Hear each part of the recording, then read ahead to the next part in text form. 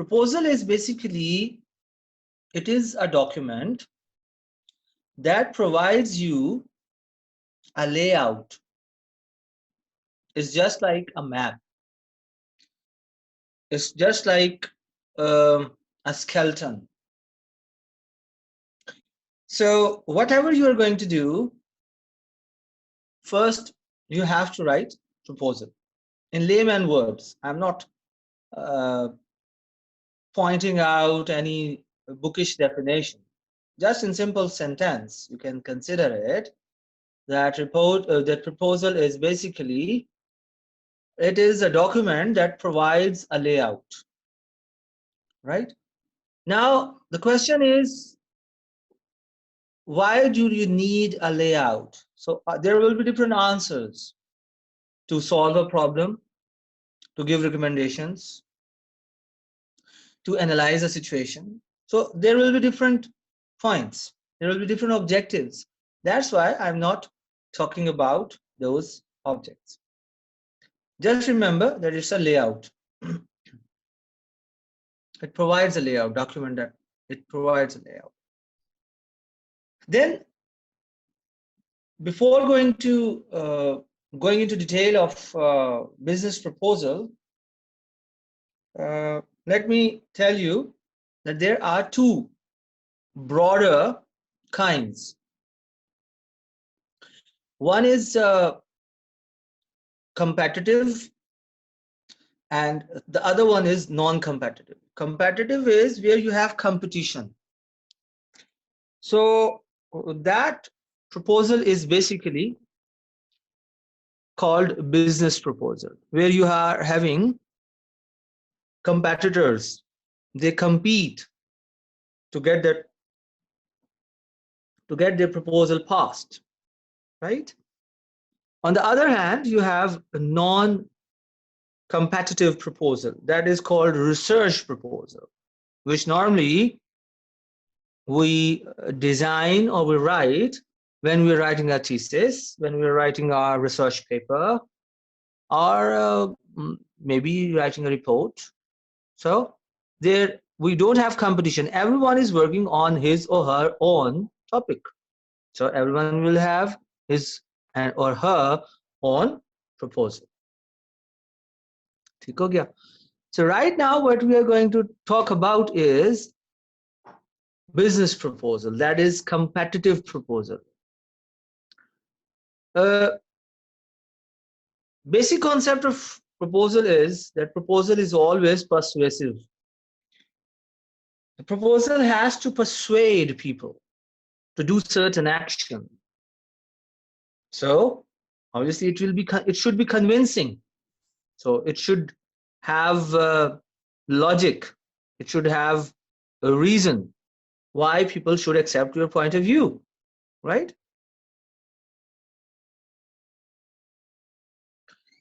So I start from obviously I will read first and then I will explain where I need I think that okay, I have to explain this point. So till now, just remember what is proposal and what are the kinds of proposal. Broader kinds. One is competitive, the other one is non-competitive. Competitive is business proposal, non-competitive is your research proposal. Okay. Now we are talking about business proposal. It means first we are going to focus on competitive proposal. Research proposal को भी हम यहाँ पे discuss नहीं करने जा रहे. We're not going to discuss that. So you may wonder what proposals are and why you are learning to write them. Two things. What are the proposals and why we learn to write them, or why do we need to write them or to design them?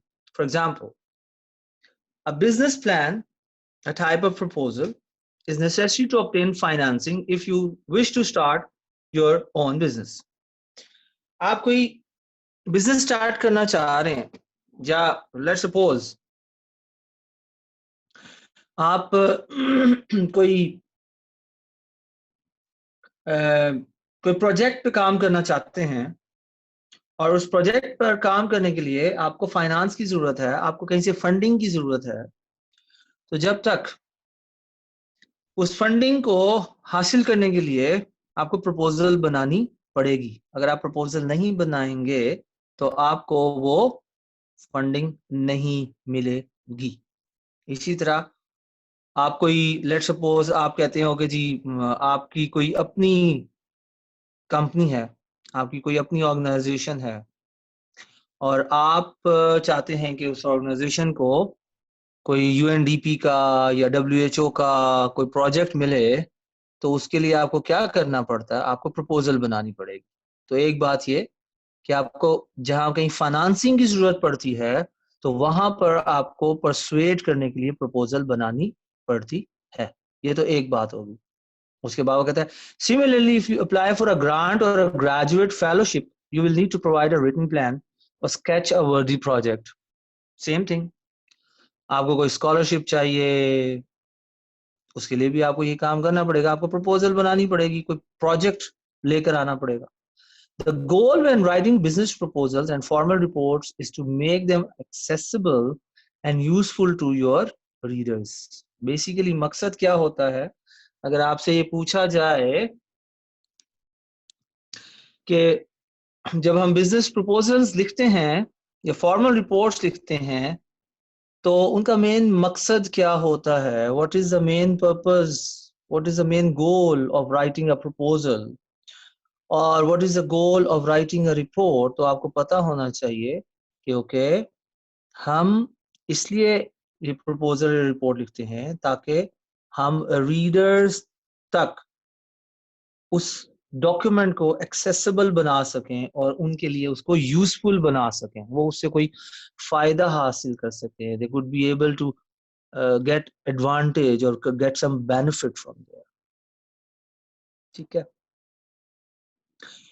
Proposals are written offers to solve problems, provide services and self equipment. आपको अभी मैंने बताया शुरू में कि they provide a layout किस लिए, problem को सॉल्व करने के लिए, रिकमेंडेशंस देने के लिए या कोई एनालिसिस करने के लिए। और अब हम एक और बात पढ़ रहे हैं कि सर्विसेज को प्रोवाइड करने के लिए।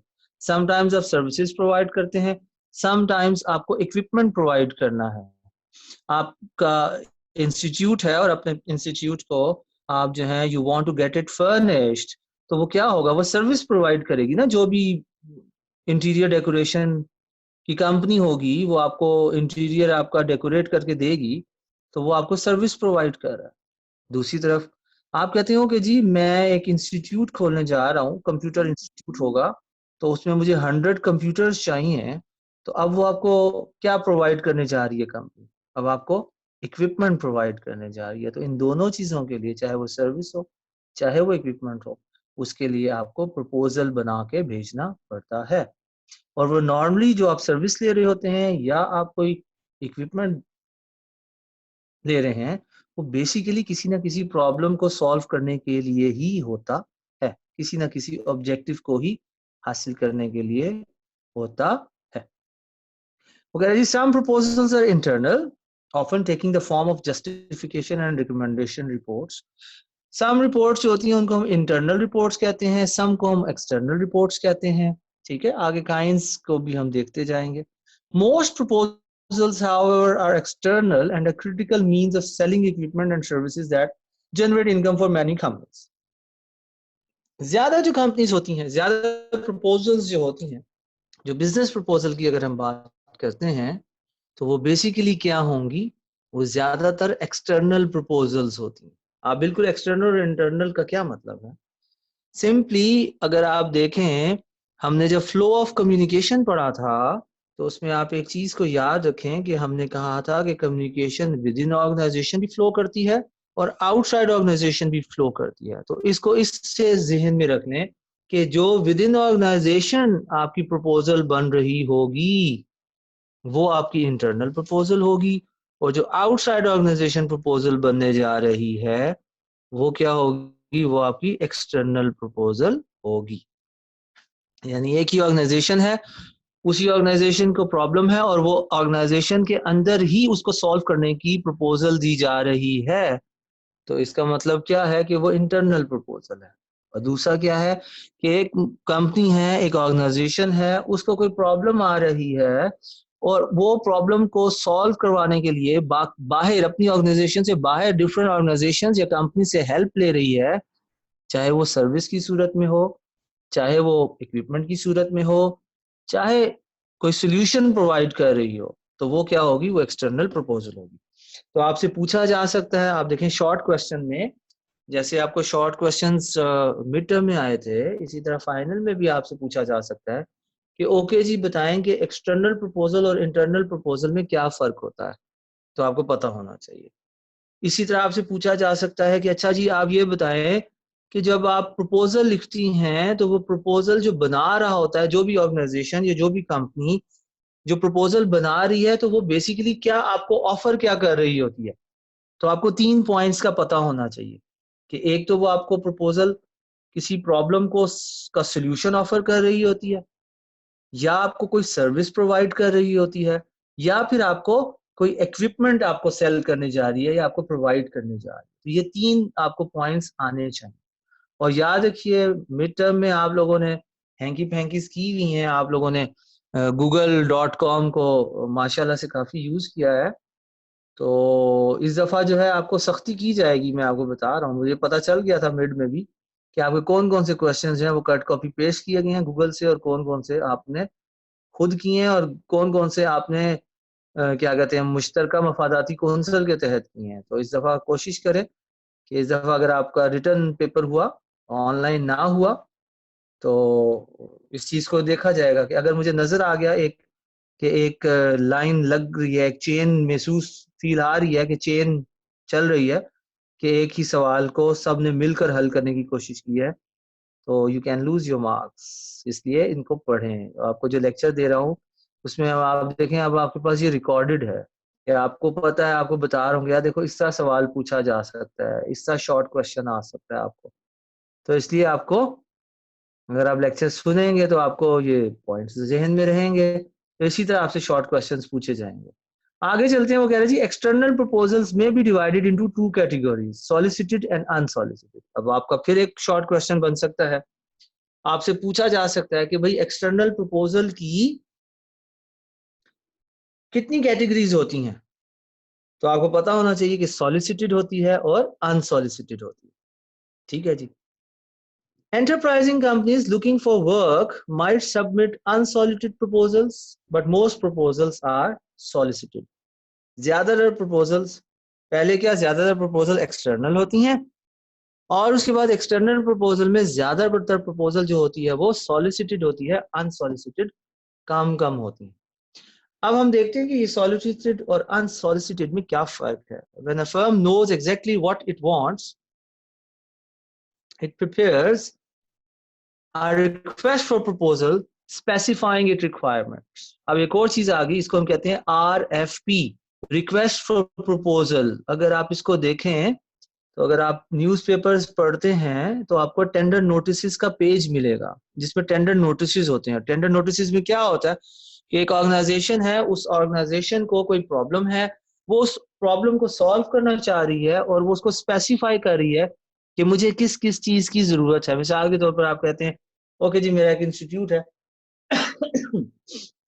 और उस इंस्टीट्यूट में क्योंकि मेरा बैकवर्ड एरिया है और वहां पर बिजली जाती है और मैं नहीं चाहता कि मेरे इंस्टीट्यूट में बिजली बार बार जाए और मेरे स्टूडेंट्स का नुकसान हो, तो आप क्या करते हैं, आप कहते हैं ओके जी मुझे एक जनरेटर की ज़रूरत है और कम से कम 100 kV का मुझे जनरेटर चाहिए होगा, क्योंकि मेरा इंस्टीट्यूट काफ़ी बड़ा है, बहुत बड़ा इंस्टीट्यूट है, तो उसकी बिजली की ज़रूरियात ज़्यादा है। तो आप क्या करेंगे, आप रिक्वायरमेंट के साथ लिखेंगे ओके जी कि हमें जो है इस मसले को हल करने के लिए हमें इस कैपेसिटी तक का जनरेटर चाहिए। तो फिर क्या होगा, मुख्तलिफ कंपनीज जो हैं उस आपकी RFP को देखते हुए आपको बिडिंग करेंगी, आपको प्रपोजल्स बना के देंगी, और उसके बाद आप एक उसमें से 8, 10, 15 जो भी कंपनीज आएंगी उनमें से एक कंपनी को आपने फिर बिड देनी है,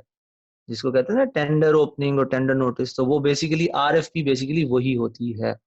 तो आपसे अगर ये पूछा जा सकता है कि what is request for proposal, तो आप कह सकते हैं कि a document that ask for या the request for proposal specifying the requirements of a company, तो उसको हम आरएफपी कहते हैं. Government agencies as well as private businesses use RFPs to solicit competitive bids from vendors.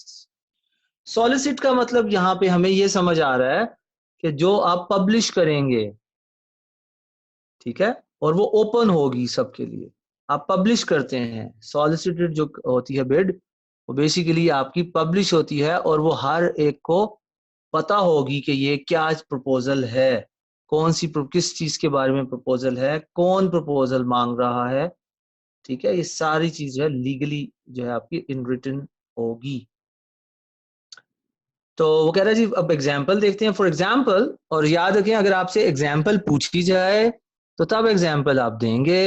अगर आपसे example नहीं पूछी जाती तो आपने एग्जाम्पल नहीं देनी. जैसे पेपर में आपने जहां पर आपसे एग्जाम्पल नहीं मांगी वहां पर भी आपने एग्जाम्पल्स दी. सबने नहीं दी, सबको की बात नहीं कर रहा मैं, लेकिन जो मुझे एक जनरल आइडिया नजर आया कि जहाँ पे लोगों ने अगर आपसे सिर्फ डेफिनेशन पूछी जाती है तो आप डिफाइन करें. एग्जाम्पल नहीं पूछेगी, आप एग्जाम्पल नहीं देंगे. ओके, एफएससी या मैट्रिक का पेपर नहीं है और हर टीचर का अपना एक स्टाइल होता है. तो जो चीज आपसे डिमांड की जाए आप वही चीज मेंशन करें, उसके अलावा कोई चीज आप मेंशन मत करें. अब देखें एग्जाम्पल को हम देखते हैं वगैरह. For example let's say that apparel merchandiser Abercrombie and Fitch wants to upgrade the computers and software in its home office in New Albany, Ohio. अच्छा जी, अब क्या है जी, कंप्यूटर्स एंड सॉफ्टवेयर्स को अपने जो होम ऑफिस है उसमें कंपनी जो है अपग्रेड करना चाहती है. If the company knows exactly what it wants, जब कंपनी को ये एग्जैक्ट पता होगा कि उसकी क्या रिक्वायरमेंट है, it would prepare a request for proposal specifying it's requirements. जब आपको एग्जैक्ट पता है कि आपकी रिक्वायरमेंट क्या है, तो फिर आप क्या करेंगे, आप रिक्वेस्ट फॉर प्रपोजल बनाएंगे, जिसको हम कॉमन वर्ड्स में टेंडर नोटिस भी कहते हैं, और उसमें आप अपनी रिक्वायरमेंट्स को स्पेसिफाई कर देंगे. अब क्या होगा, इट देन पब्लिसाइजेस दिस आरएफपी. तो क्या होगा, वो जो आरएफपी होगी वो पब्लिक होगी. पब्लिक से मतलब या तो वो आपकी जो अगर आपकी कोई आपकी कोई वेबसाइट है तो वेबसाइट पर शो होना शुरू हो जाएगी. अगर आपने न्यूज़पेपर्स में देना है तो हो सकता है 8, 10, 15, 20 बड़ी बड़ी जो न्यूज़पेपर्स हैं उनके अंदर आप उसको पब्लिश कर दें, जैसे हमारे टेंडर नोटिस पब्लिश होते हैं. ठीक है. So and companies interested in bidding on the job submit proposals. क्या होगा कि वो कंपनीज जो उस फील्ड से रेलिवेंट हैं, मतलब वो कंप्यूटर सॉफ्टवेयर्स को कंप्यूटर्स एंड सॉफ्टवेयर्स को अपग्रेड करती हैं, वो तमाम कंपनीज क्या करेंगी, वो तमाम कंपनीज अपनी अपनी प्रपोजल्स उस आरएफपी के मुताबिक जमा कराएंगी. ठीक है, जिसमें आपने अपनी रिक्वायरमेंट्स एग्जैक्ट स्पेसिफाई की हुई. ठीक है जी, समझ आ गई यहाँ तक बात. उसके बाद both large and small companies are increasingly likely to use RFPs to solicit competitive bids on their projects. तो ये सॉलिसिटेड जो है वो ज्यादा कॉमन है, ज्यादा जो है वो यूज किया जाता है, कि पब्लिक किया जाता है. उससे ये होता है कि मार्केट के अंदर जितने भी अवेलेबल कंपनीज होती हैं वो आपको एक प्रपोजल सबमिट करती हैं. हर एक अपनी अपनी प्रपोजल सबमिट करेगी. आपके पास चॉइस होगी कि बेस्ट से बेस्ट ऑप्शन को आप चूज कर सकें. This enables them to compare apples to apples. ठीक है. लेट्स सपोज मैं आपको कहता हूं अच्छा भाई what do you mean by comparing apples to apples, या RFP या solicit competitive bids enable enable different companies to compare any company to compare apples to apples. इसका क्या मतलब है, तो एग्जाम्पल से समझाएं. तो फिर आपको क्या करना पड़ेगा, फिर आप कहेंगे अच्छा भाई ये फिर आप एग्जाम्पल देंगे. ठीक है. अगर आपसे इस तरह का भी सवाल पूछा जाएगा, अच्छा भाई कि इस चीज को देखने के लिए कि मेरे होनहार बच्चों ने जो है वो लेक्चर सुना भी है या एक ही ने सुन के तो कागज पेंसिल पे लिख दिया और बता दिया हाँ भाई ये पॉइंट्स हैं तो इनको रट लो. ठीक है. तो इसलिए थोड़ी सी मेहनत कर लें तो अल्लाह खैर करेगा। फिर आगे अगर आप चलते हैं तो आप देखें वो क्या कह रहा है। वो कह रहा है कि जी that is they can compare prices from different companies on the projects. They also want the legal protection offered by proposals which are legal contracts. Legal ramifications बहुत इंपॉर्टेंट रोल प्ले करती हैं कानूनी तौर पे। एक तो आप प्राइसिंग भी देख रहे होते हैं और फिर देखते हैं कि क्या चीज कानूनी तौर पर पॉसिबल है या क्या चीज कानूनी तौर पर पॉसिबल नहीं है।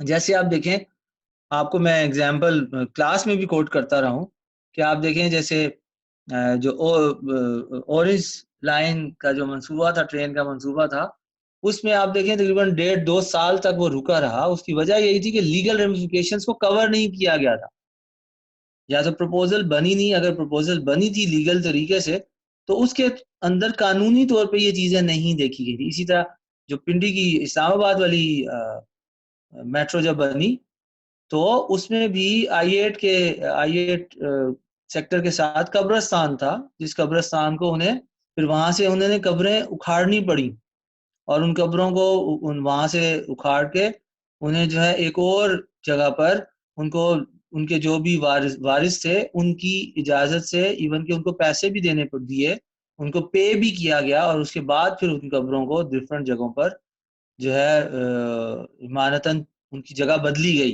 तो आप देखें एक गवर्नमेंट के लिए भी प्रॉब्लम हो जाती है ना कि आप देखें आपने एक लीगल देखा नहीं कानूनी तौर पे, यार रास्ता ही नहीं आपने देखा कि यहाँ पे कब्रिस्तान मौजूद है, तो उस कब्रिस्तान को आप इस तरह से तो नहीं आप बुलडोज कर सकते थे, तो उसका फिर आपको तो इसलिए ये जब आप बिड्स देते हैं तो उसमें कानूनी तौर पे भी आपने देखना होता है कि कानूनी तौर पर लीगल प्रोटेक्शन है या नहीं है उसकी। ठीक है, आप देखें आपको आपने देखा होगा, आप अगर टेंडर नोटिस पढ़े तो उसमें आपको नजर आया होगा कि जी all companies must be registered with certain authority. जैसे अगर आपकी कोई इंजीनियरिंग है तो वो पाकिस्तान इंजीनियरिंग काउंसिल से उसको रजिस्टर होना चाहिए, या आप कहते हैं कि जी ओके जी पेमरा के रूल्स के मुताबिक जो है बिडिंग होगी, या इस तरह की मुख्तलिफ आपने उसके अंदर लीगल पॉइंट्स मेंशन किए होते हैं। या आप कहते हैं ओके जी all rights are reserved with scrutiny जो भी कमेटी है, तो या higher authorities will hold the final decision, तो या decision can not be challenge in the court. तो इस तरह के पॉइंट्स उसमें आरएफपी में मेंशन होते हैं, तो उसके मुताबिक फिर आपने चीज़ों को देखना होता है। तो ये बेसिकली आरएफपी आपको लीगल प्रोटेक्शन भी प्रोवाइड कर देती है। तो many companies earn a sizable portion of their income from sales resulting from proposals. जब ज्यादा कंपनीज जो होती हैं वो सेल्स जो करती हैं प्रपोजल्स की बेस पर ही उनकी सेल्स हो रही होती हैं।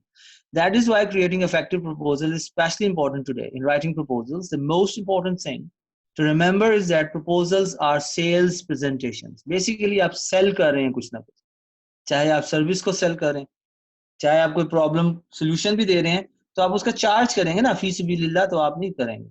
या आप कोई प्रोडक्ट या प्रोवाइड कर रहे हैं तो ऑब्वियसली आप बिजनेस चाह रहे हैं, you want to earn profit, तो उस सूरत में आपने प्रपोजल का बेन मकसद यही होता है। So in writing proposals, the most important thing to remember is that proposals are sales presentations. They must be persuasive, not merely mechanical descriptions of what you can do. तो ये important point ध्यान में रखें कि वो कह रहा है कि जी proposals जो हैं उनको persuasive होना चाहिए, उनको mechanical descriptions नहीं होना चाहिए सिर्फ।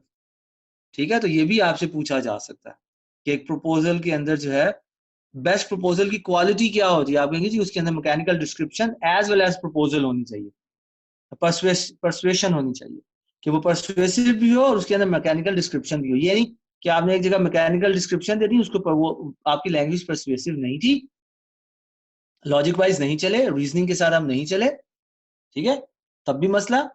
या आपने सिर्फ परसुएशन पे जोर दिया और मैकेनिकल डिस्क्रिप्शंस में आप गड़बड़ कर गए, तो तब भी आपका मसला हल नहीं होगा। तो ये दोनों चीजें जो हैं वो वाइस वर्सा चलनी चाहिए वगैरह। You may recall chapter 8 that effective persuasive sales messages.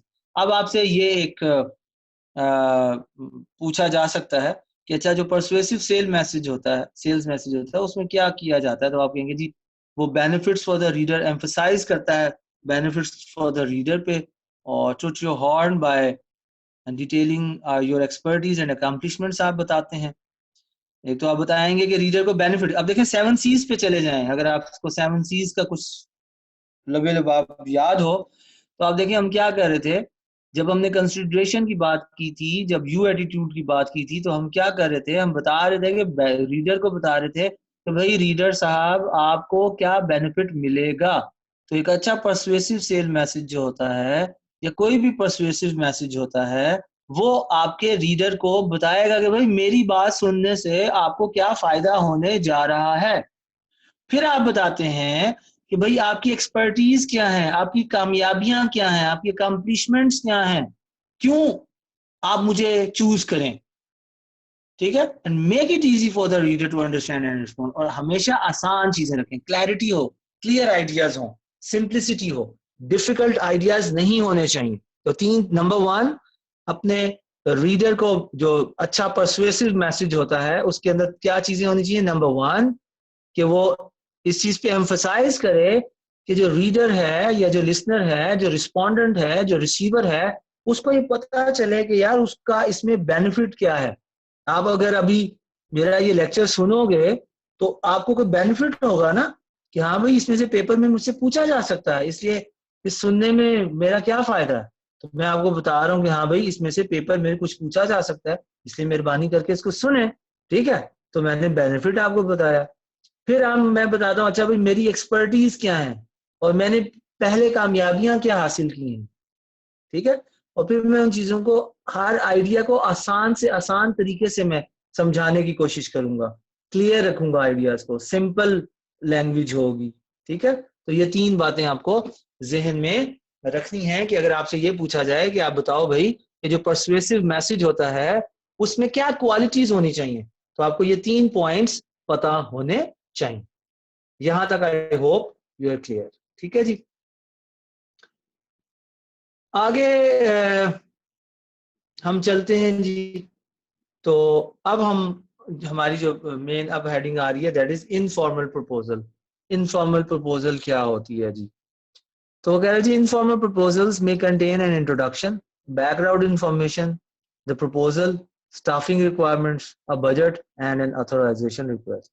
तो अगर आपसे ये पूछा जाए कि ओके जी इनफॉर्मल प्रपोजल जो होती है उसके कौन कौन से पार्ट्स होते हैं, तो आप बताएंगे कि जी इसके 6 प्रिंसिपल पार्ट्स हैं। इंट्रोडक्शन देंगे आप, बैकग्राउंड बताएंगे, प्रपोजल जो होगी वो पूरी आप बना के देंगे, स्टाफिंग के बारे में होगा, ठीक है कि आपको कितनी वर्कफोर्स चाहिए, बजट क्या होगा, और ऑथराइजेशन रिक्वेस्ट। ये 6 पार्ट्स आप जहन में रखें। ठीक है, इसको हम समटाइम्स लेटर प्रपोजल भी कहते हैं। तो इनफॉर्मल प्रपोजल को अगर आपसे पूछा जाए अच्छा भाई ये बताओ कि इनफॉर्मल प्रपोजल किसे कहते हैं, का दूसरा नाम क्या है, तो आप बता सकते हैं कि लेटर प्रपोजल। आप याद रखें कि आपको इसमें से प्रपोजल बनाने को नहीं आएगी, उसकी वजह यह है कि यहाँ पर जस्ट आपको इंट्रोडक्शन देना है, आपको एक मेन मेजर आइडिया देना है। तो इसमें से ऑब्वियसली आपको शॉर्ट क्वेश्चन ही पूछे जा सकते हैं। तो वो कह रहे हैं जी प्रपोजल्स में भी informal and formal, they differ primarily in length and format। तो अगर आपसे पूछा जाए कि फॉर्मल प्रपोजल और इनफॉर्मल प्रपोजल में मेन जो क्राइटेरियन क्या होता है, किस बात पर ये हम कहते हैं कि ये इनफॉर्मल है और ये फॉर्मल है, तो वो कह रहे हैं जी 2 चीजें प्राइमरी जो डिफरेंसेस हैं वो 2 हैं। नंबर 1 लेंथ और number 2 format. Informal proposals are often presented in short 2 to 4 page letters। जो इनफॉर्मल प्रपोजल होती है वो 3-4 पेजेस से ज्यादा की नहीं होती, 2 से 3-4 सफे होते हैं और ये लेटर की शक्ल में होती है, इसीलिए हम इसको लेटर प्रपोजल भी कहते हैं। और इसके कितने पार्ट्स हैं जी? 6 पार्ट्स होते हैं। इंट्रोडक्शन होता है, बैकग्राउंड होता है, प्रपोजल होता है, स्टाफिंग होता है, बजट और ऑथराइजेशन रिक्वेस्ट। ठीक होगी जी बात। इसके आगे एक फिगर भी होगी और उस फिगर में हम देखेंगे कि ये किस तरह क्या किया जाता है इसका। तो यहाँ तक आगे चलते हैं जी। तो इंट्रोडक्शन पे आ जाते हैं। इंट्रोडक्शन क्या है जी? वो कह रहे हैं जी effective proposal openers hook readers by promising extraordinary results or resources और by identifying key benefits, issues और outcomes. तो जो effective proposal opener होता है वो टीचर अपने रीडर को कैसे ग्रैब करता है कि या तो वो बड़े ही promising extraordinary results को बताता है कि जी ये रिजल्ट्स होंगे, रिसोर्सेज का जिक्र करता है, या वो की बेनिफिट्स का जिक्र करता है, या इश्यूज का या आउटकम्स का जिक्र करेगा इंट्रोडक्शन. तो देखें कि वो यहाँ पे हम देखते हैं कैसे. Most proposals begin by explaining briefly the reasons for the proposal. तो हम स्टार्ट कैसे करेंगे, हम रीजन, प्रपोजल की रीजन को ब्रीफली बताएंगे, एक्सप्लेन करेंगे कि हम भाई ये क्यों प्रपोजल लिखी जा रही है. And by highlighting the writer's qualifications, और हम इसको भी हाईलाइट कर सकते हैं कि राइटर की क्वालिफिकेशंस क्या हैं, उसकी एक्सपर्टीज क्या है, और why he is the best one. ठीक है. To make sure introduction more persuasive, you need to provide a hook to capture the reader's interest. One proposal expert suggests these possibilities. 1, 2, 3, 4, 5 possibilities की वो बात कर रहा है. Number 1, hint at extraordinary results with details to be revealed shortly. आप बता सकते हैं कि हाँ भाई हम जो हैं आप extraordinary results के hint दें, डिटेल नहीं दें. ठीक है. या तो ऐसा शुरू करें. या नंबर 2 पॉइंट क्या हो सकता है, प्रॉमिस लो कॉस्ट और स्पीडी रिजल्ट्स. ओके, हम कम पैसे में आपको ज्यादा अच्छे रिजल्ट्स देंगे. जैसे बीआरटी में कहा गया कि हम कम पैसे लगा के अच्छी मजबूत मेट्रो बना के दे रहे हैं, तो वो गले पड़ गई सबके. तो उससे अगला पॉइंट देखेंगे, वो कह रहे जी मेंशन अ रिमार्केबल रिसोर्स. भाई कौन ये प्रोजेक्ट बनाकर देगा. आप कहते हैं अच्छा भाई अगर आप बहरिया टाउन की बात करेंगे तो लोग फौरन से आप देखें पैसा अपना फेंकने को तैयार हो जाएंगे, क्योंकि उन्हें पता है कि यार यहाँ पे हमारा पैसा सेव भी रहेगा और हमें ज्यादा से ज्यादा फायदा भी होगा. तो अथॉरिटी का या डीएचए है तो हर एक की ख्वाहिश होती है कि यार डीएचए में कहीं से प्लॉट निकल आए, मेरा डीएचए में मैं प्लॉट बना लूं. तो क्या है, डीएचए का नाम है डिफेंस हाउसिंग अथॉरिटी. तो जहाँ पर डिफेंस आ जाता है तो वहां पर सारे जो है वो तगड़े हो जाते हैं. तो इसका मतलब है कि रिमार्केबल रिसोर्स जो होता है वो भी आपको बहुत जबरदस्त क्या कहते हैं हेल्प आउट कर सकता है. जैसे वेल नॉन अथॉरिटी में ही है, न्यू कंप्यूटर प्रोग्राम है, वेल ट्रेन स्टाफ है. अब अगर आप कहते हैं पीआईए, तो पीआईए पे लोग तो कलमा पढ़ना शुरू कर देंगे. लेकिन अगर आप कहते हो कि जी एमिरेट्स, तो आप कहेंगे यस, आप उस पर ट्रस्ट करेंगे, यस एक अच्छी सर्विस होगी. लेकिन अगर आपको कहा जाए पीआईए से आपने जाना है अमेरिका, तो आप कहेंगे यार मैं पैदल ही चला जाता हूँ, अल्लाह खैर ही करे. ठीक है. तो इसलिए ये चीजें भी आपकी मैटर करती हैं. उसके बाद कह रहे हैं आइडेंटिफाई अ सीरियस प्रॉब्लम, या कोई प्रॉब्लम से स्टार्ट कर दें. जो प्रॉब्लम आइटम है उससे आप इंट्रोडक्शन को स्टार्ट कर दें और कहेंगे हाँ भाई हम आपका ये मसला हल कर देंगे, हम आपको भूख से मरने नहीं देंगे. ठीक है. और उसको कहेंगे जी ये बाद में हम बताएंगे कि ये कैसे होगा. ठीक है. तो आप प्रॉब्लम को भी मेंशन कर सकते हैं और उसका सोल्यूशन एक हिंट कर सकते हैं कि हाँ भाई ये सोल्यूशन जो है हो सकता है, हम इस सोल्यूशन को प्रोवाइड कर सकते हैं आपको. उसके बाद क्या है, स्पेसिफाई की इश्यू और benefit that you feel is the heart of the proposal. या आप कोई ऐसा की इश्यू या कोई की बेनिफिट जो है उससे भी आप स्टार्ट कर सकते हैं जो आप समझते हैं कि ये जान है इस पूरी प्रपोजल की. ठीक होगी बात. कह रहे जी for example in the introduction of the proposal shown in figure 10.1 Allen Word focused on what the customer was looking for. Customer किस चीज की तलाश में था. He analyzed the request for the Cambridge dentist, Dr. Diane Corbett, and decided that she was most interested in specific recommendations for improving service to her patients. क्योंकि वो उसका interest ये था कि यार किस तरह से जो सर्विसेज हैं उनको अच्छा बना दिया जाए उनके पेशेंट्स के लिए. तो but Ward did not hit on this hook until he had written a first draft and he had come back to it later. पहले जब उसने ड्राफ्ट बनाया तो वो कह रहा कि जी वो इस पॉइंट को पिक नहीं कर पाया, लेकिन जब दोबारा उसने उसके ऊपर वर्कआउट किया तो वो उस पॉइंट को पिक कर सका कि हाँ भाई ये इंपॉर्टेंट चीज है. Indeed, it is often a good idea or put off writing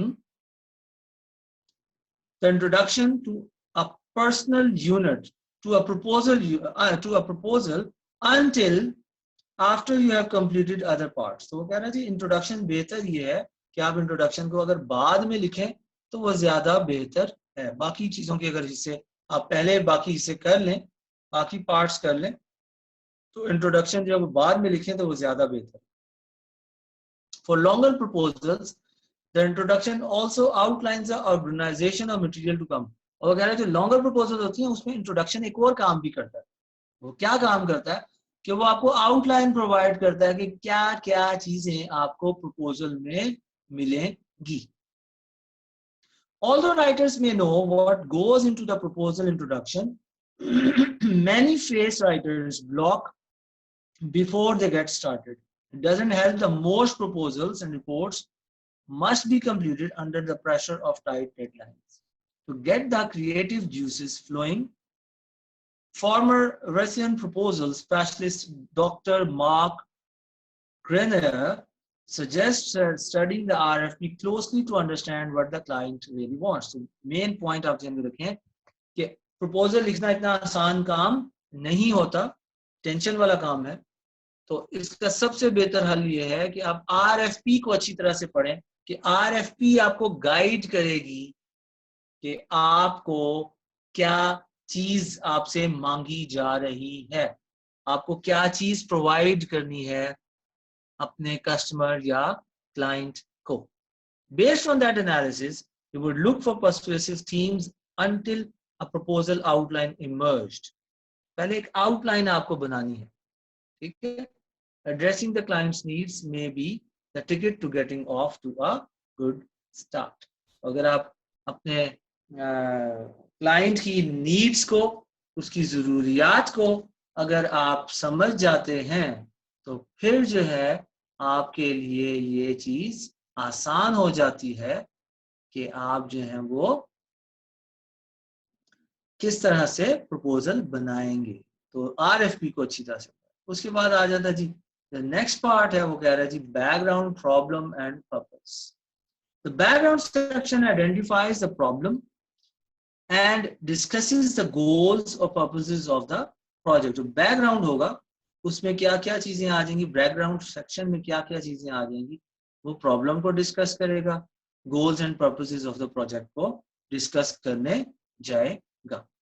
In an unsolicited proposal, your goal is to convince the reader that a problem exists. सबसे पहले आपने कन्विंस करना कि भाई ये प्रॉब्लम है. अगर आप प्रॉब्लम को ये रीडर को ये चीज बावर कराने में नाकाम है कि भाई प्रॉब्लम एग्जिस्ट नहीं करती, तो how you are going to provide a solution, how will accept your problem, your solution, कभी भी नहीं करेगा. अभी देखिए कोरोना के इश्यू में आप देखें कि अभी भी हम कहीं ना कहीं डिनाइल में हैं, कंफ्यूजन है, लोगों को एक चीज क्लियर नहीं है, अभी भी लोग इस चीज को नहीं मान रहे. तो इसलिए देखें अब सख्ती भी करने की कोशिश की जा रही है, लेकिन मामला अब हाथ से निकल गया क्योंकि कंफ्यूजन थी, हर तरफ कंफ्यूजन थी. तो आपको पहले प्रॉब्लम बताना है कि व्हाट इज द प्रॉब्लम. जब आप प्रॉब्लम को इंश्योर करेंगे कि दिस इज द प्रॉब्लम, तो फिर आपका जो रीडर है वो उसको भी आइडिया होगा हाँ यार ये प्रॉब्लम जो बता रहा है वो वाकई ऐसे ही है. ठीक है. As a result you must present the problem in detail. तो आप क्या करेंगे, बैकग्राउंड में आप प्रॉब्लम को डिटेल के साथ समझाएंगे बेसिकली प्रॉब्लम है क्या. ठीक है. जैसे आप मुख्तलिफ प्रॉब्लम्स हो सकती हैं, जैसे सर्टेन फैक्टर्स हो सकते हैं, जैसे मॉनेटरी लॉसेस हैं, failure to comply with government regulations हैं, लॉस ऑफ कस्टमर्स हैं, ये डिफरेंट प्रॉब्लम्स आपकी हो सकती हैं. तो जो भी आपको प्रॉब्लम आप समझते हैं तो उसके मुताबिक आप इस चीज को बैकग्राउंड में प्रॉब्लम को डिटेल के साथ डिस्कस करते हैं. तो what went wrong, how it is affecting you या द कंसर्न, और इज देयर एनी बैकग्राउंड, कोई बैकग्राउंड भी मौजूद है या नहीं. ठीक है. उसके बाद वो कह रहा है कि जी in a solicited proposal your aim is to persuade the reader that you understand the problem completely. उसको रियलाइज कराओगे यार मुझे प्रॉब्लम, आपकी प्रॉब्लम का पता है कि वो बेसिकली प्रॉब्लम है क्या. Therefore, if you are responding to an RFP, this means repeating its language. कि आप क्या करेंगे, आप RFP का रेलिवेंस देंगे, आप RFP को रिपीट करें वहां पर. For example, if the RFP asks for the design of a company website that can handle multi-user access with differential permissions to view data, you would use the same language in explaining the purpose of your proposal. Problem को भी बताएं और उसके बाद भी purpose बताएं कि basically purpose क्या है इस प्रपोजल को लिखने का. ठीक है. सो RFP से आप चीजों को उठाएंगे. This section might include segments titled basic requirements, most critical tasks, and most important secondary problems. So in headings के साथ भी आप लेकर चल सकते हैं. सीखेंगे. और उसमें वो ये कह रहे हैं कि आपने in the proposal section itself you should discuss your plan for solving a problem. आप पूरा उसमें प्रॉब्लम को किस तरह से आप उसको सॉल्व करने जा रहे हैं उसके बारे में आप इसको डिस्कस करेंगे. ठीक है. और in some proposals this is tricky because you want to disclose enough of your plan to secure the contract without giving away so much information that your services aren't needed. तो इसमें आपको देखना होता है कि आप किस हद तक जो है वो प्रपोजल के अंदर बात करेंगे. Without specifics, though your proposal has little chance, so you must decide how much to reveal. लेकिन वो यही कह रहा है कि अगर आप अपने आप को स्पेसिफाई नहीं करेंगे, अगर हर चीज़ को क्लियर नहीं करेंगे प्रपोजल में, तो फिर जो है आपके चांसेस कम हो जाते हैं इस चीज़ के कि आपको जो है वो प्रपोजल आपकी विन करे. तो इसलिए जो बेस्ट यही है कि आप बेस्ट से ज़्यादा जो है अपने जो प्लान है वो अपना क्लियर कट बताएं कि आप जो है आपका प्लान क्या होगा, किस तरह से आप जो है हर चीज़ को मैनेज करेंगे. मिसाल के तौर पर अगर आपको कहा जाता है अच्छा यार आपने एक अंडरपास बनाना है मेन हाईवे पे, तो आप बताएंगे कि जी आप इसको किस तरह से मैनेज करेंगे, आपको कितने लोग चाहिए होंगे, सारा कुछ वो आगे चल के डिटेल में आएगा. लेकिन यहाँ पर आप बताएंगे आपके नक्शे होंगे जो भी होगा और बाकी चीज़ें किस तरह से मैनेज की जाएंगी. ओवरऑल आप प्लान बताएंगे कि एक शिफ्ट में काम होगा, 3 शिफ्ट्स में काम होगा, बिजली चाहिए होगी तो बिजली कैसे मैनेज होगी, वहाँ पे रहने वाले लोगों के लिए खाने पीने का इंतज़ाम कैसे होगा, उनका रहने का इंतज़ाम कैसे होगा, किस तरह से चीज़ें जो हैं वो आपके जो हैं साइट तक बजरी, सीमेंट, सरिया वो किस्सा आएगा. ये सारा प्लान जो है आपने बताना होता है, कितने अरसे में आप इसको कंप्लीट करेंगे. और तो ये हिस्सा जो है आपने पूरा अपना प्लान जो है यहाँ पे लेकर आना है. तो उसके बाद वगैरह tell what you propose to do and how it will benefit the reader. ठीक है जी. तो आपने बताना है कि आप इस काम को कैसे कंप्लीट करेंगे और किस तरह से जो भी आपका क्लाइंट है उसको फायदा होगा. Remember too that a proposal is a sales presentation.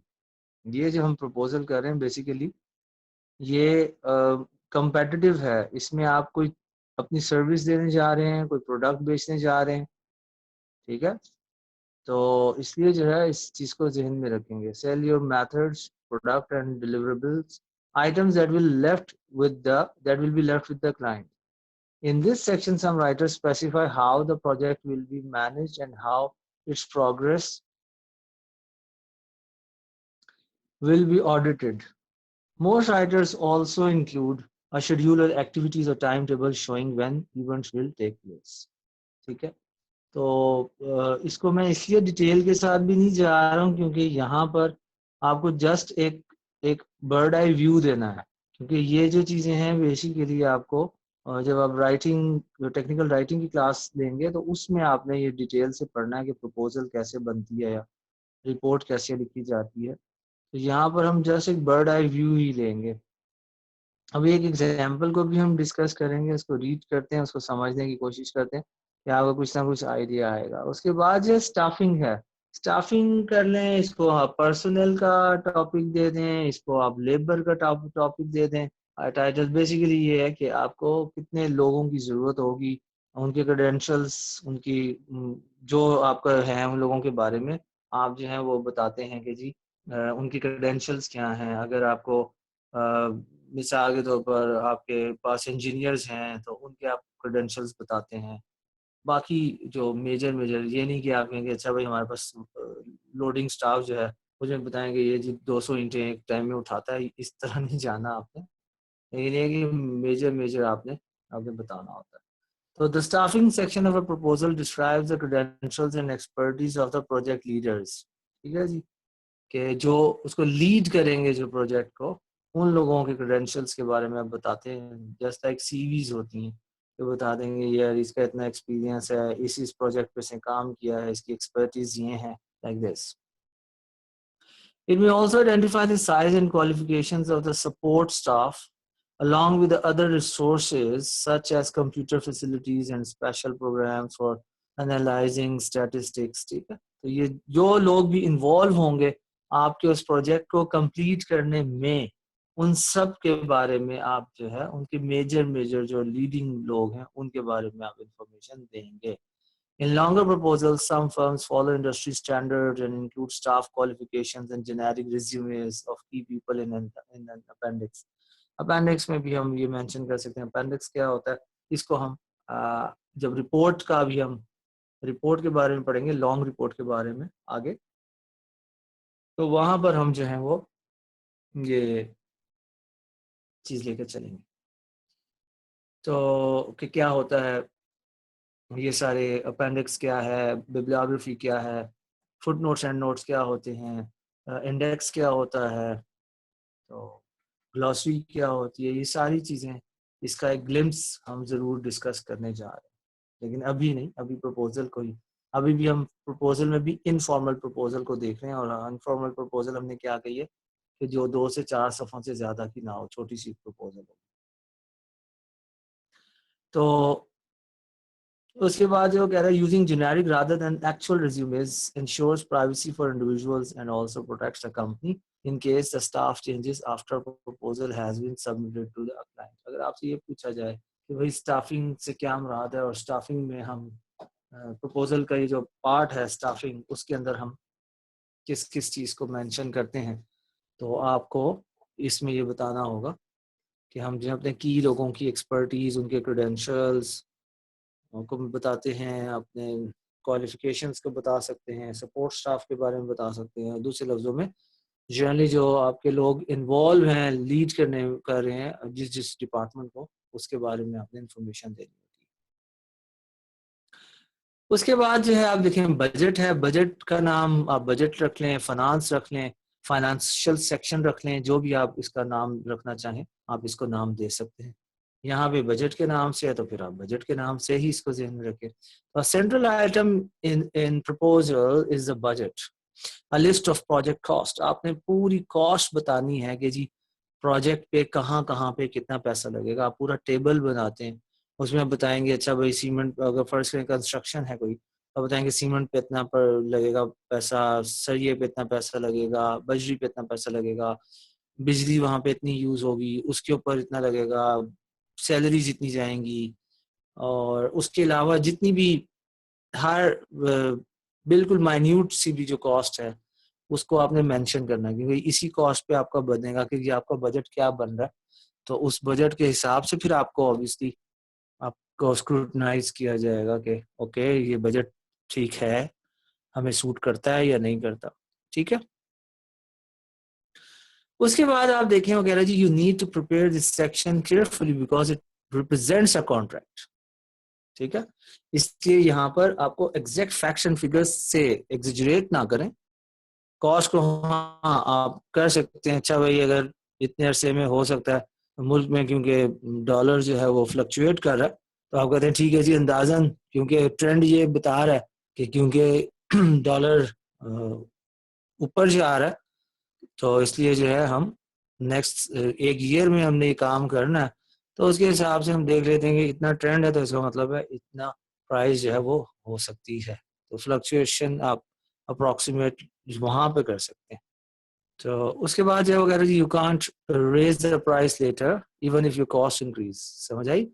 तो इसलिए आपको पहले से सोच लेना चाहिए कि यार आप बताएंगे भाई ये फ्लक्चुएट कर सकती है प्राइस, क्योंकि आप एक बिड दे रहे हैं, अगर आप वो बिड आप चेंज नहीं कर सकते फिर बाद में, इस चीज को ध्यान में रखें। So you can and should protect yourself with a deadline for acceptance. In the budget section, some writers itemize hours and costs. Others present a total sum only. आप पे डिपेंड करता है, लेकिन सबसे बेहतर ये है कि अगर आप बिल्कुल माइन्यूट डिटेल्स को भी मेंशन कर दें बजट में तो ज़्यादा बेहतर है. उससे ये होता है कि आपने ज़्यादा अच्छी वर्किंग की हुई है और आप ज़्यादा बेहतर तरीके से जो है अपने केस को डिफेंड कर सकते हैं. A proposal to design and build a complex commerce website might, for example, contain a detailed line-by-line budget. In the proposal shown in 10.1, जो हम अभी डिस्कस करेंगे, Alan Ward felt that he needed to justify the budget for his firm's patient satisfaction survey, so he itemized the costs. But the budget included for proposal to conduct a one-day diversity awareness seminar for employees might be presented as lump sum only. Lump sum amount भी आप mention कर सकते हैं, लेकिन बेहतर ये है कि आप डिटेल से मेंशन करें. Your analysis of the project will help you decide what kind of budget to. उसके बाद वो ऑथराइजेशन एंड रिक्वेस्ट की बात कर रहा है. ऑथराइजेशन एंड रिक्वेस्ट जो है वो आपका क्या आ जाएगा जी कि ऑथराइजेशन रिक्वेस्ट क्या है. Informal proposals often close with request for approval और ऑथराइजेशन. कि आप रिक्वेस्ट करते हैं कि जी इसको अप्रूव कर लिया जाए या इसको हमें जो है हमें इजाज़त दी जाए कि हम इस पे काम कर सकें. So in addition, the closing should remind the reader of key benefits and motivate action. तो एंड में आप ये बता सकते हैं कि आपको चूज करने के क्या बेनिफिट्स होंगे और आप उसको कॉल टू एक्शन कर सकते हैं कि उसको मोटिवेट किया जाए कि वो आपकी तरफ ही अट्रैक्ट हो. It might also include a deadline date beyond which the offer is invalid. At some companies, such as Hewlett Packard, authorization to proceed isn't part of the proposal. तो ये हर कंपनी का हिस्सा नहीं होता. Instead, it is usually discussed after the customer has received the proposal. In this way, the customer and the sales account manager are able to negotiate terms before a formal agreement is drawn. अब basic जो हम देखते हैं कि देखें proposal पे यहाँ पर किस तरह से उसने वर्कआउट किया है.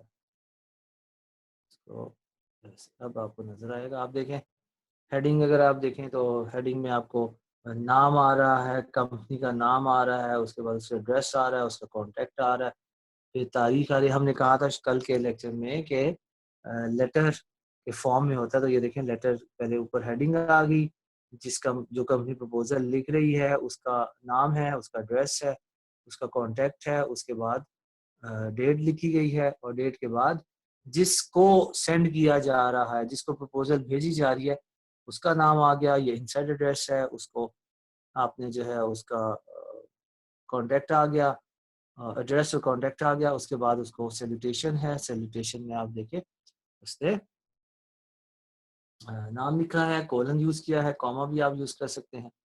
तो अब जो है अब इसमें देखें कि आपको क्या करना है. आपने सबसे पहले वो कह रहा है जी इंट्रोडक्शन है, वो देखा है uses opening paragraph in place of introduction. Introduction की हेडिंग नहीं दी उसने, एक ओपनिंग पैराग्राफ दिया है. उसमें वो क्या कर रहा है, वो कह रहा है जी what it does, it grabs attention with hook that focuses on key benefit. तो देखें वो कैसे लैंग्वेज क्या यूज कर रहा है, कैसे स्ट्रक्चर यूज कर रहा है. Understanding the views of your patients is the key to meeting their needs. अब देखें ओपनिंग स्टेटमेंट जो है वो अट्रैक्टिव है, पावरफुल है. क्या कह रहा है वो कि understanding the views of your patients is the key to meeting their needs. कि अगर आप पेशेंट्स के व्यूज को समझ सकते हैं तो उनके व्यूज को समझना जो है वो आपकी अपने पेशेंट्स की नीड्स को मीट करने में की रोल प्ले करता है. अब ये स्टेटमेंट जो है वो एकदम से अट्रैक्ट करती है बंदे यार, जो भी मुझे ये प्रॉब्लम मेरी सॉल्व करने जा रहा है उसको ये आइडिया है कि देखें कि पेशेंट्स जो है, पेशेंट का आपके साथ क्या रिलेशनशिप होता है. कि अगर आप पेशेंट्स के व्यूज को अगर आप अंडरस्टैंड करते हैं तो वो किस्सा आपकी पेशेंट्स की नीड्स को हेल्प करने में मदद करता है, सॉल्व करने में. आगे वो कह रहे हैं approach market research is please to propose a plan. अब वो अपनी कंपनी की बात कर रहा है. अप्रोच मार्केट रिसर्च आपकी कंपनी का नाम है, is please to propose a plan to help you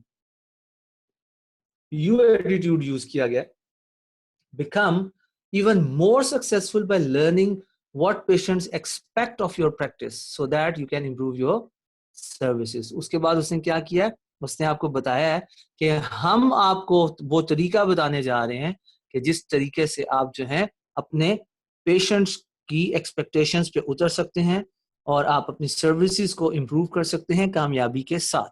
आप कह रहे हैं मैं आपको ये चीज बताऊंगा, हमारे पास ये हल मौजूद है, सोल्यूशन मौजूद है आपके इस मसले को हल करने के लिए। तो एक क्लियर कट, लेकिन बुल आए उसने हिट किया है कि वो एग्जैक्ट पिन पॉइंट बात कर रहा है। ठीक होगी बात। तो इसी तरह आप जो है स्टार्टिंग लेते हैं कि जिसमें आप एक इम्प्रेशन दे रहे हैं, एक कॉन्सेप्ट बना रहे हैं, एक माइंड सेटिंग कर रहे हैं अपने क्लाइंट के दिमाग में कि यार मेरा जो मुझे ये प्रॉब्लम मेरी सॉल्व करने जा रहा है उसको एटलीस्ट मेरी प्रॉब्लम का एग्जैक्ट आइडिया है, उसको इस चीज की समझ है।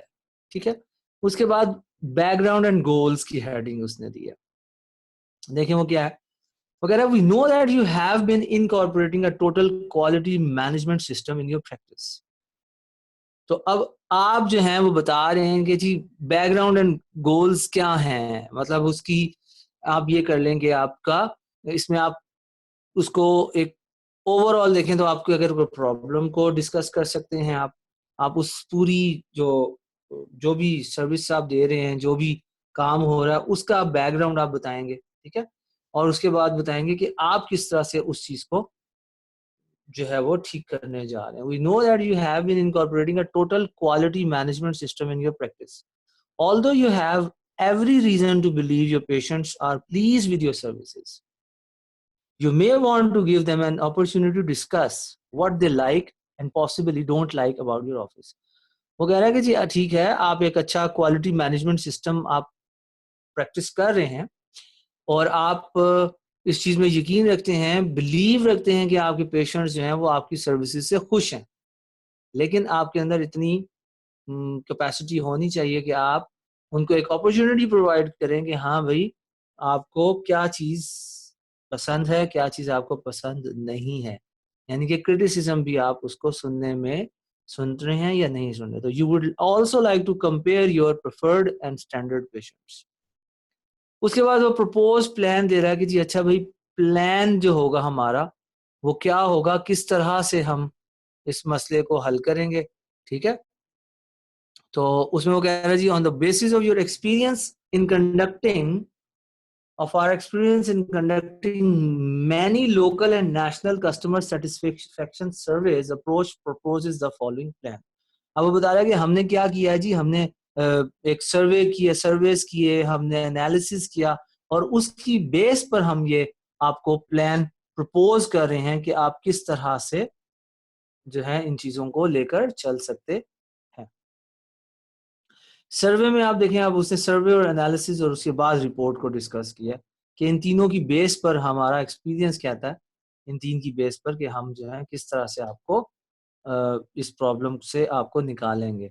तो we will develop a short but thorough questionnaire probing the data you desire, कि हम एक सर्वे कंडक्ट करेंगे जिसके अंदर हम एक क्वेश्चनएयर बनाएंगे और उस क्वेश्चनएयर की मदद से हम इस डेटा को कलेक्ट करेंगे जो आपको मदद देगा अपने पेशेंट्स के बारे में जानने में।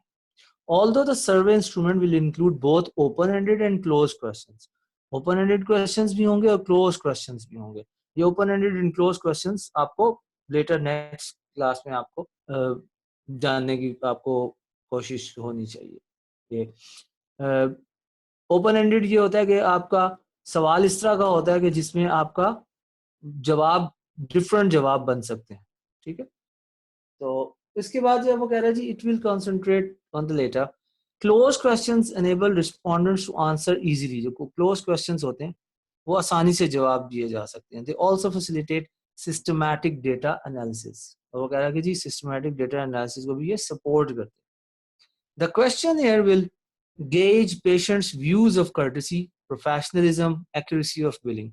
जो हम क्वेश्चन है वो फाइंड आउट क्या करेगा, किस चीज को निकालेगा, फ्रेंडलीनेस है, वेटिंग टाइम है, ये 4-5 पॉइंट्स होंगे हमारे कि जिनकी बेस पर और जिन चीजों को हम फाइंड करने की कोशिश करेंगे ये क्या क्या लोगों का क्या रिस्पॉन्स है इन 5 चीजों के बारे में. After you approve it the questioner will be sent to a carefully selected sample of 300 patients. कितने लोग होंगे, कितने पेशेंट्स होंगे? 300 पेशेंट्स को हम जो है वो जो है आपकी अप्रूवल के बाद क्वेश्चनर जो है वो दिया जाएगा.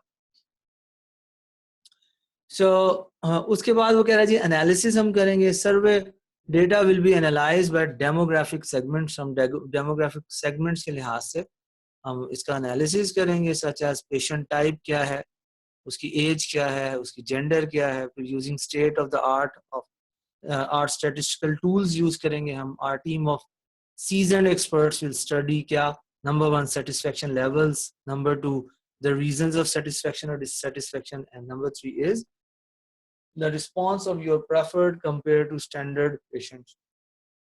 Moreover, our team will give you specific suggestions for making patient visits more pleasant. उसके बाद वो कह रहा है report, you will receive a final report कि हम सर्वे करेंगे, उसका एनालिसिस करेंगे और उसके बाद फिर हम आपको रिपोर्ट प्रेजेंट करेंगे. ये हमारा प्रपोज्ड प्लान है. You will receive a final report with the key findings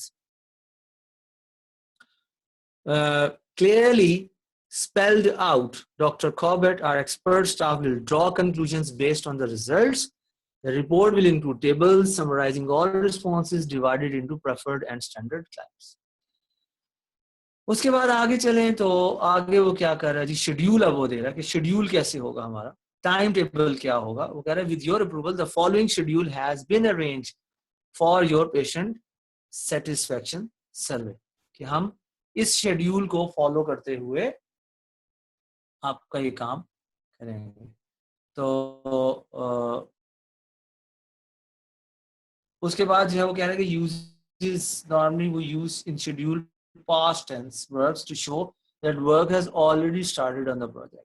With your approval, the following schedule has been arranged for your patient satisfaction survey. उसमें questionnaire development and mailing आ जाएगी कि अच्छा भाई इतने से इतने टाइम में इतने दिनों में हम ये काम करेंगे. फिर डेडलाइन फॉर रिटर्निंग क्वेश्चनर है, इतने दिन हम तक तारीख उसने मेंशन की है. फिर डेटा टेबुलेशन और प्रोसेसिंग है, फिर उसने डेट मेंशन किया. उसके बाद कंपाइलेशन और फाइनल रिपोर्ट है, मतलब डेडलाइंस उसने दी हैं. तो आप शेड्यूल में हिस्सा लेकर जा सकते हैं.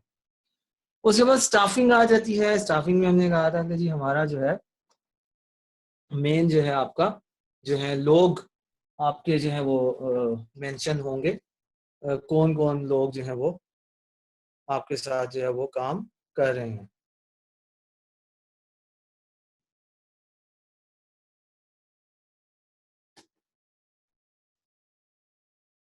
तो वो क्या कह रहे हैं, approach is a nationally organized experienced research consulting firm specializing in survey investigation. अब वो अपनी कंपनी का इंट्रोडक्शन दे रहा है कि हमारी कंपनी बेसिकली है क्या.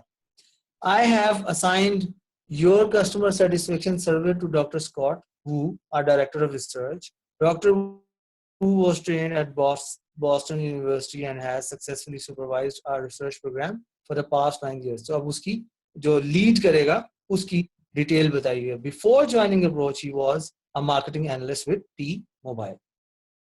उसके बाद वो कह रहा है जी assisting doctor Wu will be a team headed by Karen Ploeger, our vice president for operations. Ms. Pleuger earned a BS in computer science and an MA degree in marketing from the University of Massachusetts. She supervises our computer-aided telephone interviewing CAT system and manages our 30% professional interviewing staff. तो जो लोग leading लोग हैं उनके बारे में देखें, उसने पैराग्राफ की शक्ल में दिया है. अगर आप उनकी सीवीज भी देना चाहें तो दे सकते हैं, तो ये आप पे डिपेंड करता है. तो स्टाफिंग के बाद जो है अब आप देखें आगे आ गया जी बजट. तो बजट के अंदर जो है अब देखें उसने क्या किया है कि किस चीज पर कितना टाइम लगेगा, कितने पैसे लगेंगे. तो ये सारा पर आवर्स के हिसाब से वो चार्ज कर रहा है आपको. लेकिन ये जरूरी नहीं, अब आप कंस्ट्रक्शन या कोई ऐसी चीज करें तो ऑब्वियसली वो पर आवर के हिसाब से नहीं होगी आपकी. तो उसमें जरूरी नहीं है कि आप एस्टिमेटेड आवर्स मेंशन करें. ठीक है. तो यहाँ पे देखिए वो कह रहे हैं जी प्रोफेशनल एंड एडमिनिस्ट्रेटिव टाइम है, उसके बाद एस्टिमेटेड आवर्स है, रेट है और टोटल उसने किया। तो क्वेश्चन एयर डेवलपमेंट में वो कह रहा है कि जी हमें 3 आवर्स लगेंगे और $150 पर आवर हम लेंगे, तो $450 आपके। ओके जी, क्वेश्चन है मेलिंग है, 4 आवर्स लगेंगे, पर आवर के हिसाब से हम $40 देंगे, तो वो आपके $160 बनेंगे। इसी तरह वो कह रहे हैं जी डेटा प्रोसेसिंग एंड टेबुलेशन है, उसके ऊपर कितना टाइम लगेगा, उसके बाद उसकी अमाउंट आ जाती है। फिर एनालिसिस ऑफ फाइंडिंग्स हैं, उसके उसने आवर्स और टोटल कॉस्ट बताई। फिर प्रिपरेशन ऑफ फाइनल रिपोर्ट है, तो उसकी उसने कॉस्ट लिया है। फिर मेलिंग कॉस्ट आपकी आ जाती उसने दी। तो 300 कॉपीज ऑफ क्वेश्चन है, तो उसकी टोटल ये बनेगा। पोस्टेज एंड एनवेलप्स है, तो उसकी अमाउंट इतनी बनेगी। तो टोटल कॉस्ट उसने $4,480 जो है वो निकाल के आपको दी। तो आप देखें स्टाफिंग कैसे की, फिर आप बजटिंग करेंगे, उससे पहले आप शेड्यूलिंग करेंगे, उससे पहले आप अपना पूरा प्लान देंगे, ठीक है, और उससे पहले आप बैकग्राउंड एंड गोल्स, और उससे पहले एक छोटा सा इंट्रो जिसमें आप अपनी बात को एक कैच फ्रेज होगी या अट्रैक्टिव तरीके से आपने अपने ऑडियंस को अट्रैक्ट करना। आखिर में आ गया ऑथराइजेशन। ऑथराइजेशन की हेडिंग दी आपने, उसको कह रही we convince doctor Corbett that our professionally designed and administered patient satisfaction survey will enhance your practice. तो बता रहा है कि जी हम कन्विंस्ड हैं कि हम ये काम जो है आपका कर देंगे। Approach market research can have specific results for you by September 1 if you sign the enclosed duplicate copy of this letter and return it to us with a retainer of $2,300 so that we may begin developing your survey immediately. The rates in this offer are in effect only until October 1. तो उसके बाद वही letter sincerely लगा के आपने comma, उसके बाद नाम, उसके साइन, उसके बाद नाम, और ये AEW जो है, और ये आपका क्या कहते हैं रेफरेंस इनिशियल्स हैं, और उसके बाद एम्प्लॉयर मीन कि आपने कोई चीज़ इसके साथ लेटर के साथ जो है वो आप कोई चीज़ सेंड कर रहे हैं, ठीक है, आपने इसको एनक्लोज किया है। तो एक जनरल सा आइडिया है, इससे आई अंडरस्टैंड कि आपको बहुत ज़्यादा डिटेल शायद समझ नहीं आएगी, लेकिन यह है कि आपको बस इतना पता होना चाहिए कि जो प्रपोजल होती है वो क्या होती है। उसके बाद आप बताएं कि उसके पार्ट्स क्या होते हैं, और उसके पार्ट्स के अंदर हम मेन चीजें हमने क्या यूज करनी होती हैं। तो इसलिए जो है आप जो है इस चीज को इस तरह से बस जस्ट एक आपको लिखनी नहीं आएगी, बनाने के लिए आपको कतन नहीं आएगी। आपसे जस्ट जैसे मिसाल के तौर पर आपको कहा जाए अच्छा भाई शेड्यूलिंग किस लिए जरूरी होती है, तो आप बताएंगे ओके जी शेड्यूलिंग जो है इसलिए जरूरी होती है क्योंकि आप एक प्लान को फॉलो कर रहे हैं। तो जब आपका टाइम एक आप डेडलाइंस दे देते हैं, तो इसका मतलब है आप जो है उसको स्पेसिफिक होकर काम कर सकते हैं, और आप ज्यादा एफिशिएंट तरीके से काम कर सकते हैं, आप अपने रिसोर्सेज को ज्यादा एफिशिएंटली यूज कर सकते हैं।